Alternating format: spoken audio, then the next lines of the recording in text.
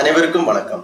இன்னைக்கு இந்த வீடியோல நம்ம பார்க்க போறது தமிழ்நாட்டில் உள்ள அரசு மருத்துவக் கல்லூரிகள் மற்றும் அரசு உதவி பெறும் மருத்துவக் கல்லூரிகள், சுயநிதி மருத்துவக் கல்லூரிகளில் 2026-2027 ஆண்டிற்கான அரசு இடஒதுக்கீடு மற்றும் நிர்வாக இடஒதுக்கீட்டின் கீழ் மருத்துவம் மற்றும் பல் மருத்துவம் சார்ந்த படிப்புகளுக்கு விண்ணப்பிப்பதற்கான அறிவிப்பு வெளியிடப்பட்டுள்ளது. தமிழ்நாட்டில் MBBS மற்றும் BDS 2026-2027 மாணவர் சேர்க்கைக்கு யார் யார் விண்ணப்பிக்கலாம், எவ்வாறு இணையதளம் வழியாக விண்ணப்பிக்க வேண்டும் அப்படிங்கிற முழு தகவல்களையும் தெளிவா இந்த வீடியோல நம்ம பார்க்கலாம். இந்த வீடியோவை முழுசா பாருங்க. இந்த வீடியோவை நிறைய பேருக்கு ஷேர் பண்ணுங்க.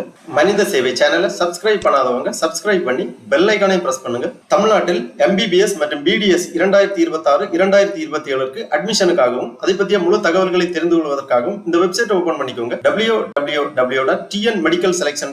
இந்த வெப்சைட்டோட லிங்க் நான் டிஸ்கிரிப்ஷன்ல கொடுக்கிறேன். இதுதான் government of Tamil Nadu health and family welfare department directorate of medical education and research selection committee அதிகாரப்பூர்வ இணையதளம். இந்த இணையதளத்தில் தான் 2026 ஆண்டுக்கான MBBS மற்றும் BDS அட்மிஷனுக்காக விண்ணப்பிப்பதற்கான வழிவகை செய்யப்பட்டுள்ளது. வெப்சைட் ஓபன் பண்ணீங்கன்னா இதுல நிறைய தகவல்கள் எல்லாமே கொடுக்கப்பட்டிருக்கும். ஃபர்ஸ்ட்ல ஒரு அப்ளிகேஷன் டியூட்டோரியல் கொடுத்திருக்காங்க. அதாவது 2026 TN MBBS and BDS application செய்யும் முறை அப்படிங்கிற ஒரு வீடியோ யூடியூப்ல வெளியிட்டு இருக்காங்க.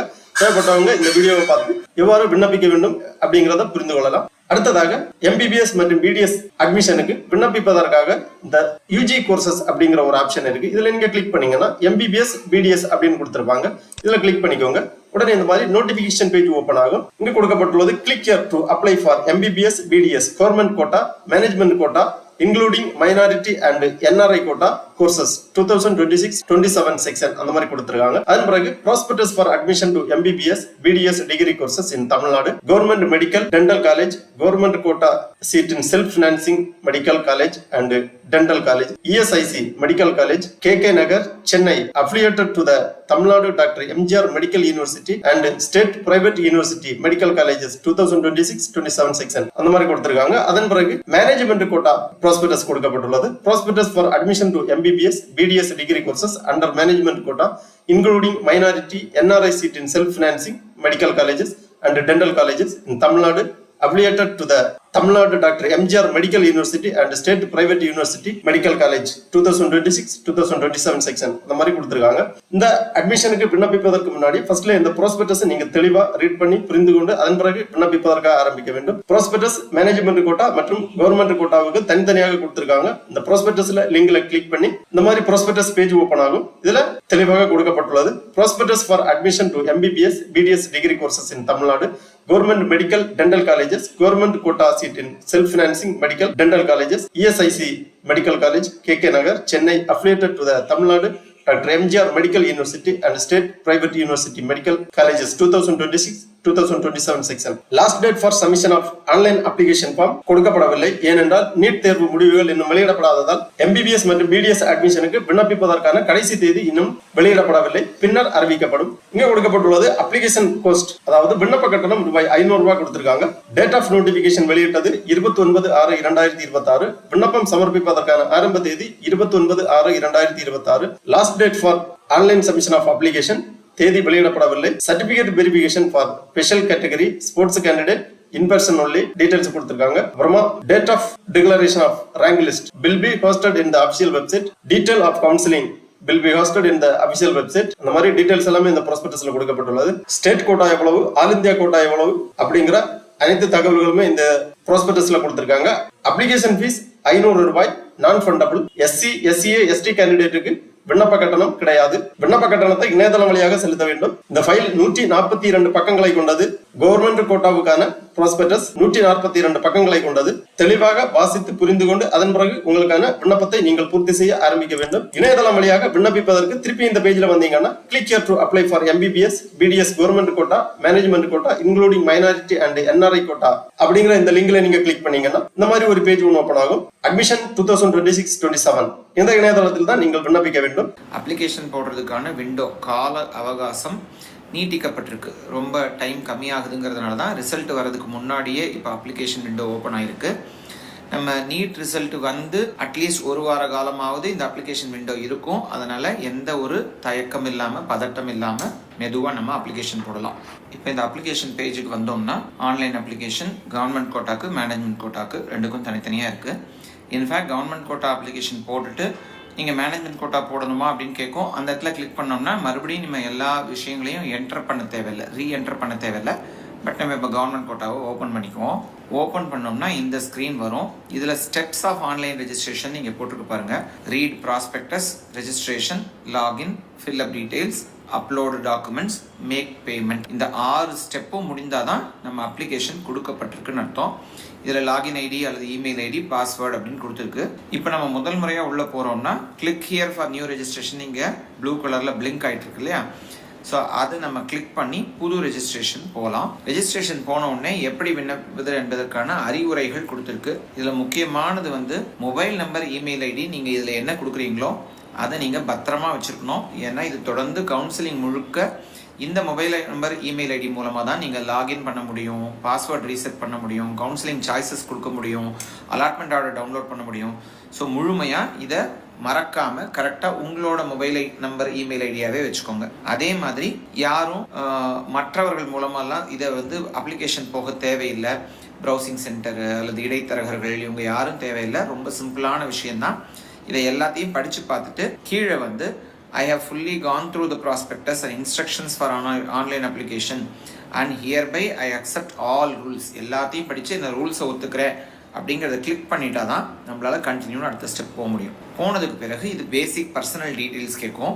ஸோ நம்ம first qualifying examination, higher secondary படிச்சிருக்கோமா, சிபிஎஸ்சி படிச்சிருக்கோமா, ஐஎஸ்சிஇயா, மற்ற போர்டு படிச்சிருக்கோமா. உதாரணத்துக்கு ஹையர் செகண்டரி அப்படின்னா ஹையர் செகண்டரி கிளிக் பண்ணிக்கணும். டேட் ஆஃப் பர்த் அப்படிங்கும்போது இங்கே டேட் ஆஃப் பர்த்தில் நம்மளோட பிறந்த தேதியை குறிப்பிடணும். இந்த பிறந்த தேதி என்ன குறிப்பிடுறோமோ அதை பொறுத்து குவாலிஃபைடு இயர். இப்போ ஏன்னா 2010 பிறந்து இப்போ வந்திருக்காங்கன்னா அவங்க 25-26 தான் குவாலிஃபை ஆகிருக்க முடியும். அதுக்கு முன்னாடி எல்லாம் படிச்சிருக்க முடியாது. இதே வந்து நான் ஒரு ரிப்பீட்டர் அல்லது நான் வந்து 2006 பிறந்தவர் அப்படின்னா நான் எந்தெந்த எக்ஸாம் எழுதியிருக்க முடியுமோ அத்தனை வருடங்களும் ஓப்பன் ஆகும். ஸோ நம்ம +2 எந்த வருஷம் குவாலிஃபை பண்ணோம் அப்படிங்கிறத இதில் குறிக்கலாம். +2க்கான ரெஜிஸ்டர்ட் நம்பர், இது வந்து 10 டிஜிட் நம்பர். நான் போடுற மாதிரி எதுவும் போடக்கூடாது. ஆக்சுவல் உங்களோட +2 ரெஜிஸ்ட்ரேஷன் நம்பரையும் இங்கே இஎம்ஐஎஸ் ஐடியும் போடணும். இஎம்ஐஎஸ் ஐடிங்கிறது நம்ம தமிழ்நாட்டில் படிக்கிற எல்லாருக்கும் இந்த இஎம்ஐஎஸ் ஐடி இருக்கும். சிபிஎஸ்சி படிச்சிருந்தா கூட ஒருவேளை மேற்று மாநிலத்தவர் அந்த மாதிரி யாராவது பண்றீங்கன்னா இஎம்ஐஎஸ் ஐடி இல்லைன்னா நீங்க 000 அப்படிங்கிற மாதிரி 10 டிஜிட் கொடுக்கலாம். +1 நீங்க பாஸ் பண்ணிட்டீங்களா இல்லையாங்கிறத கிளிக் பண்ணோம். ஒரு லாகின் ஐடியை கிரியேட் பண்ணும். நான் உதாரணத்துக்கு டெஸ்ட் ஃபார் டெஸ்ட் அப்படின்னு கொடுக்குறேன். ஏன்னா நான் டெஸ்டிங் பண்ணுறதுக்காக உங்களுக்கு சொல்கிறதுக்காகன்னு. மொபைல் நம்பர் இதை மறைச்சிடுறேன். இமெயில் ஐடி இதுவும் மறைக்கப்பட்டிருக்கு. நியூ பாஸ்வேர்டுன்னு கேட்குறாங்க. இந்த இடத்துல ஒரு பாஸ்வேர்டு கொடுத்துக்கணும். அந்த டெஸ்ட் பாஸ்வேர்டை திரும்ப கன்ஃபார்ம் பண்ண சொல்லுது. இதெல்லாம் ரொம்ப முக்கியம். அதனால் வந்து இதை கரெக்டாக பண்ணுங்கள். ஸோ இதெல்லாம் கொடுத்து பாஸ்வேர்ட் நான் சரியாக அடிக்கலை அப்படின்னா திரும்ப வந்து மேட்ச் ஆகலை அப்படிங்கிறது ரெட்டில் வருது பாருங்கள். இப்போ எல்லாம் கரெக்டாக கொடுத்துட்டோம்னா சப்மிட் அப்படின்னு கொடுக்க முடியும். ஓடிபி கேட்கும். முதல் முறை ஓடிபி இங்கே வந்தால் மட்டும்தான் உங்களால் லாகின், அதாவது ரெஜிஸ்ட்ரேஷனே செய்ய முடியும். ஸோ இது இல்லாமல் ரெஜிஸ்ட்ரேஷனை செய்ய முடியாது. ஸோ மறுபடியும் வந்து நம்ம லாக் அவுட் ஆகிட்டோம். இப்போ லாகின் பண்ணி அந்த இடத்துல சைன்இன் அப்படின்னு உள்ளே போனோம்னா நம்மளால் இப்போது அப்ளிகேஷனுக்கு ப்ராப்பராக போயிட்டோம். மேலே பாருங்கள் அப்ளிகேஷன் ஸ்டேட்டஸ் பெண்டிங் அப்படின்னு காமிக்கும். பேர் டெஸ்ட் ஃபார் டெஸ்ட் அப்படின்னு கொடுத்துருக்கேன். இப்போ ஜெண்டரில் போயிட்டு ஆண், பெண், திருநங்கையர் அந்த மாதிரி அவங்களோட பாலினம் கொடுக்கணும். இப்போ நான் வந்து தகப்பனார் பெயர் இந்தியரா வெளிநாட்டவரா ஓசிஐயில் வர்றாங்களா அப்படிங்கிறத குறிக்கணும். நேட்டிவிட்டி தமிழ்நாடு.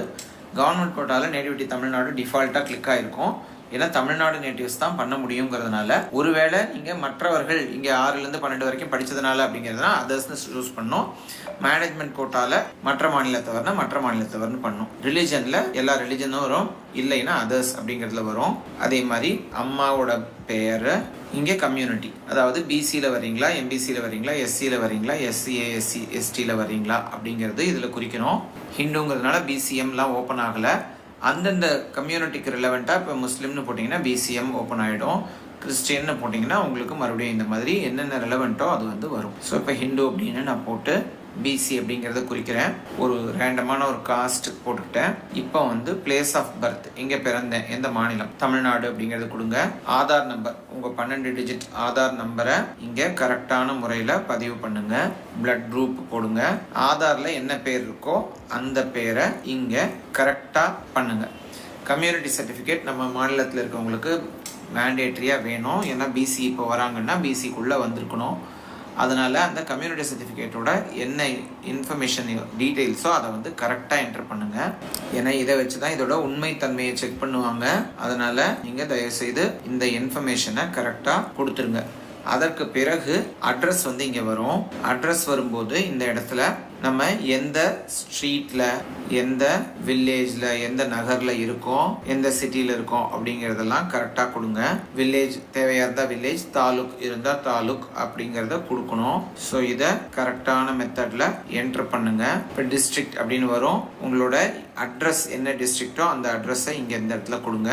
பின்கோடும் இந்த இடத்துல ஃபில் பண்ணோம். இந்த இடத்துல கம்யூனிகேஷன் அட்ரஸ், எந்த இடத்துக்கு கம்யூனிகேட் பண்ணோம் அல்லது பர்மனன்ட் அட்ரஸ்க்கு என்ன அப்படிங்கிறது வந்து கேட்டிருக்கோம். இதே தான் ரெண்டும் சேம் அப்படின்னா இதை கிளிக் பண்ணோம்னா இது அங்கே அப்படியே காப்பி ஆகிடும். இதற்கு பிறகு ஸ்பெஷல் ரிசர்வேஷன் 4 கேட்டகரிஸ் இருக்குது. 5வது 7.5 இருக்குது. அதுக்கான காலம் வேறு இடத்துல வரும். அதாவது நாங்கள் ஸ்போர்ட்ஸ் பர்சனில் இருக்கோமா, எக்ஸ் சர்வீஸ்மேனில் இருக்கோமா, பர்சன் வித் டிசபிலிட்டி இருக்கோமா, ஐஆர்டி வார்டு கோட்டாவில் இருக்கோமா, இது எல்லாத்துக்குமே எஸ் நோங்கிற இன்ஃபர்மேஷன் நம்ம கொடுத்து தான் ஆகணும். எஸ் அப்படின்னா அதற்குரிய சான்று, அதற்குரிய சர்டிஃபிகேட்டை நம்ம வைக்கணும். இது எதுவுமே இல்லைன்னு கொடுத்தோம்னா சேவ் அண்ட் ப்ரொசீட்னு அடுத்த ஸ்டெப் போயிடலாம். இந்த சேவ் அண்ட் ப்ரொசீட்னு போகிறதுக்கு காரணம் என்னென்னா, ஒருவேளை நீங்கள் வந்து லாக் அவுட் ஆகிட்டீங்க, கரண்ட் போயிடுச்சு, ஏதாவது ஆயிடுச்சுன்னா கூட அந்த பேஜ் வரைக்கும் உள்ள இன்ஃபர்மேஷன் ஃபுல்லாக சேவ் ஆகிடும். இப்போ இந்த இடத்துல தான் நம்ம 7.5 வரோமா இல்லையாங்கிறதெல்லாம் இங்கே குறிக்கணும். ஃபர்ஸ்ட் காலம்ங்கிறது தமிழ்நாட்டில் நீங்கள் 6லேருந்து 12 படிச்சிங்களா, அது நீங்கள் ப்ரைவேட் ஸ்கூலில் படிச்சிருந்தா கூட எஸ்ன்னு கொடுக்கலாம். கவர்மெண்ட் ஸ்கூலில் படிச்சிருந்தாலும் எஸ் தான். ஏன்னா தமிழ்நாட்டில் 6லேருந்து 12 வரைக்கும் படிச்சிங்களா. தமிழ்நாட்டில் அரசு பள்ளியில் 6லேருந்து 12 வரைக்கும் படிச்சிங்களாங்கிறது 2வது கேள்வி. நான் இல்லைன்னு கொடுக்குறேன். 7.5 கீழே வரவங்களா இருந்தால் எஸ்ன்னு கொடுக்கணும். சரியா? ஸோ இப்போ எஸ்ன்னு கொடுத்தா ஸ்கூல் டைப் அப்படின்னு வந்துடும். அதாவது அரசு பள்ளியில் எந்த விதமான அரசு பள்ளி அப்படிங்கிறது.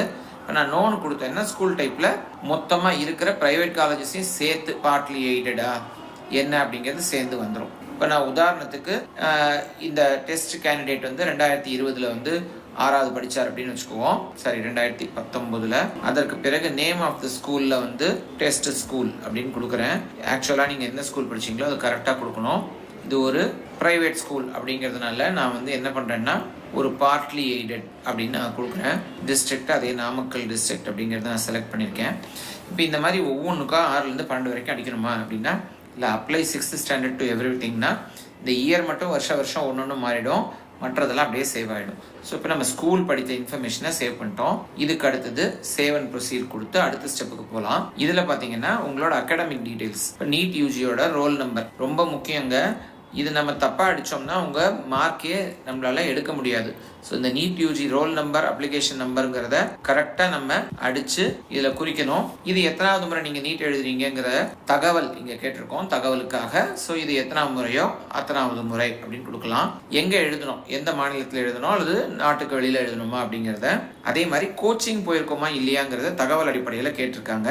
ஸோ இப்போ எஸ்ன்னு போட்டிங்கன்னா என்ன கோச்சிங் அகாடமி, சரியா? இப்போ நான் வந்து டெஸ்ட் கோச்சிங் அகாடமி அப்படின்னு ஒன்று கொடுக்குறேன்.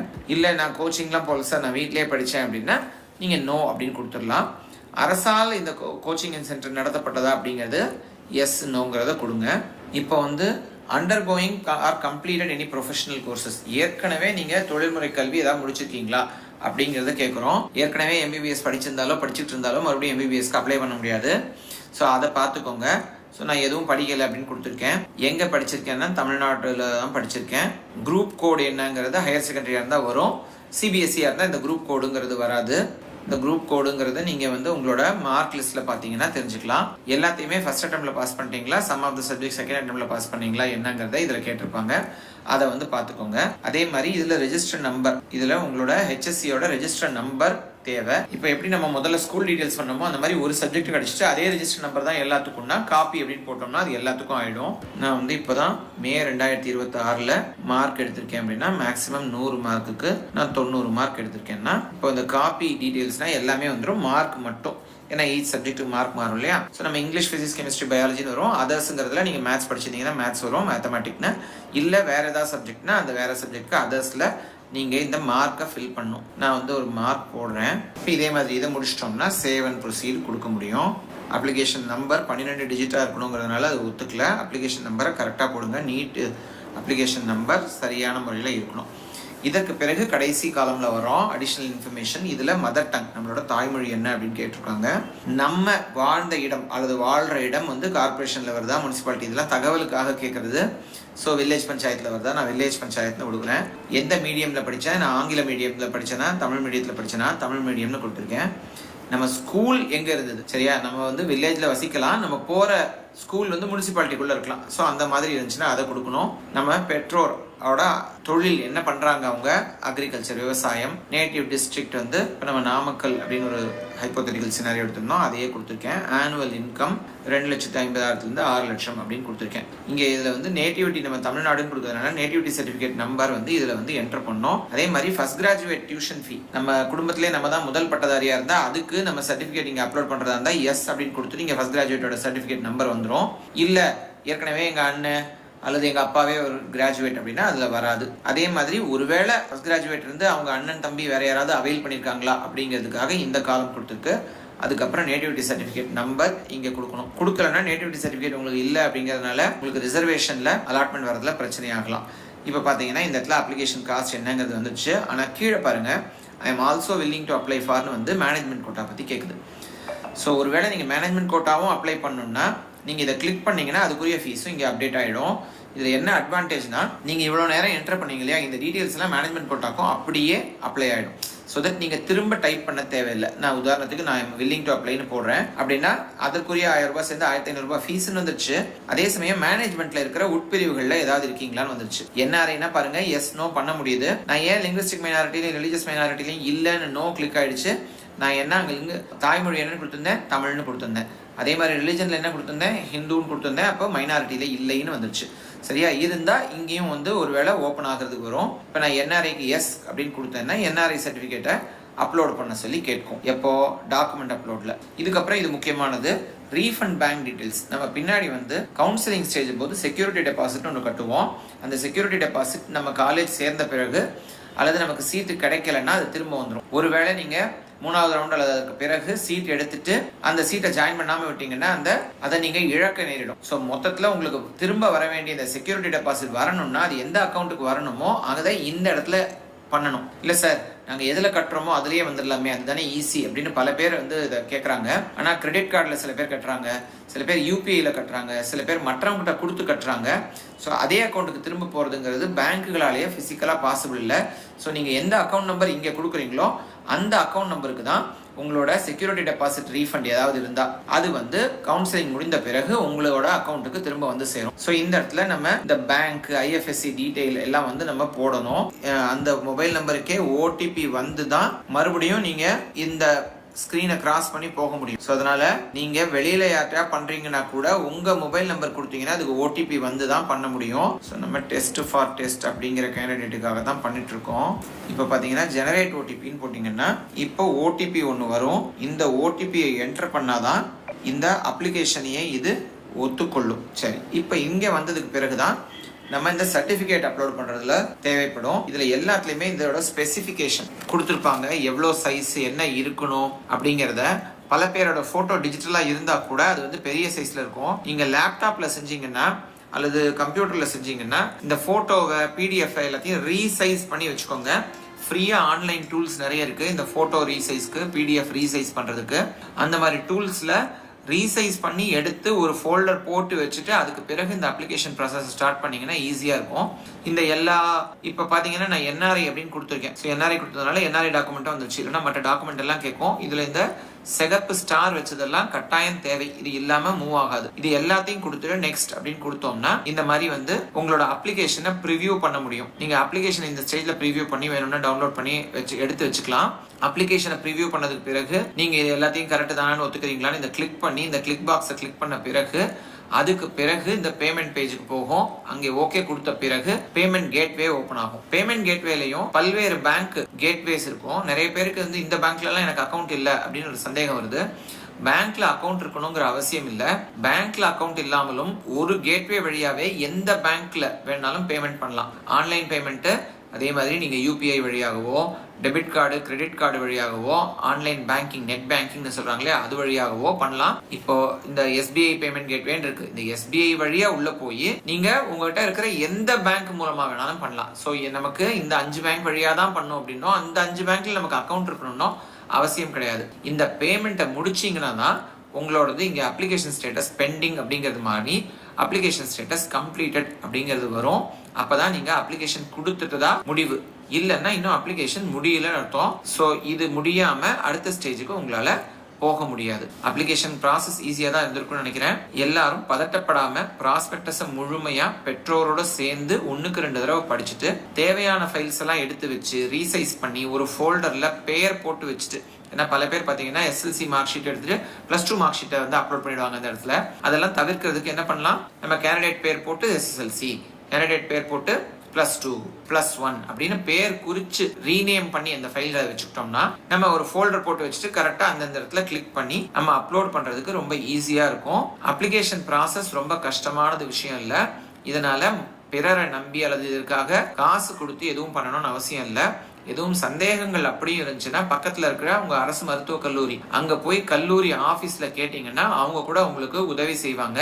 இதுல அப்ளிகேஷனுக்காக நம்ம ரொம்ப சிரமப்பட தேவையில்லை. ஓகே நண்பர்களே, இந்த வீடியோ உங்களுக்கு உபயோகமா இருந்துச்சுன்னா லைக் பண்ணுங்க, ஷேர் பண்ணுங்க. மனித சேவை சேனலை சப்ஸ்கிரைப் பண்ணாதவங்க சப்ஸ்கிரைப் பண்ணி பெல் ஐகானை பிரஸ் பண்ணுங்க. அனைவருக்கும் நன்றி, வணக்கம்.